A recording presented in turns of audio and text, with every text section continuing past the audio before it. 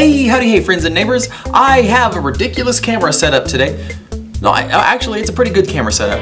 I have been looking back at my other book report Mondays, and the ones that I have done with my computer camera have just a terrible video quality. So I have two more of those that are already recorded and that are already scheduled to be released on Mondays. So you get two more kind of grainy ones to look at, but then I'm gonna switch to using this or another camera because it looks so much prettier.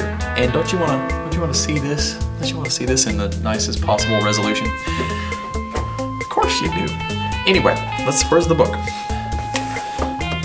I actually recorded this already on the grainy computer camera, but the footage got corrupted, so lucky you, I'm going to do this again with a much higher resolution. Today's book is the Encyclopedia of Herbal Medicine, the definitive reference to 550 herbs and remedies for common ailments, by Andrew Chevalier Fnimh, F-N-I-M-H. What are they going to stand for?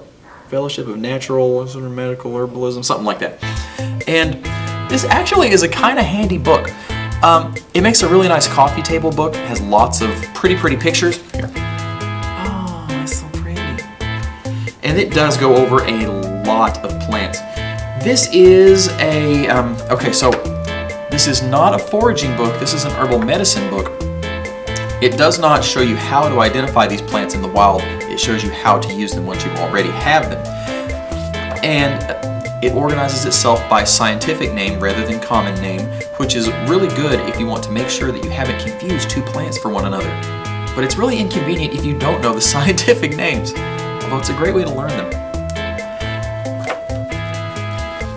One of the things that's really handy about this book is it shows you what color your tincture is going to be, or your oil. It tells you about the actions. It's very well laid out about the habitat cultivation, related species, key constituents, key actions, research, traditional uses. This book has tremendous breadth of information, but not always tremendous depth. It does go deep enough to be useful, absolutely, but it doesn't go deep enough for a serious herbal application. I will frequently find myself looking back to this book or a book like it as a starting point when I am researching or refreshing myself on an herb. Towards the back, it does have sections on creating different herbal modalities, tinctures, powders, oils, that kind of thing. And it has a section on treatments for specific conditions: nausea, constipation, gas and bloating, cold sores, etc.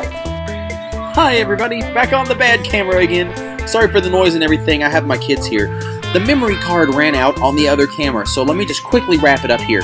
That book is useful for beginners through experienced herbalists, although the more experienced you get, the more you're going to just look back at it as a starting point or a place just to get some ideas or jog your memory, but it's still useful. And I do recommend it. It's reasonably priced, especially for how many plants it touches on. And maybe you want to check it out. That really wraps it up.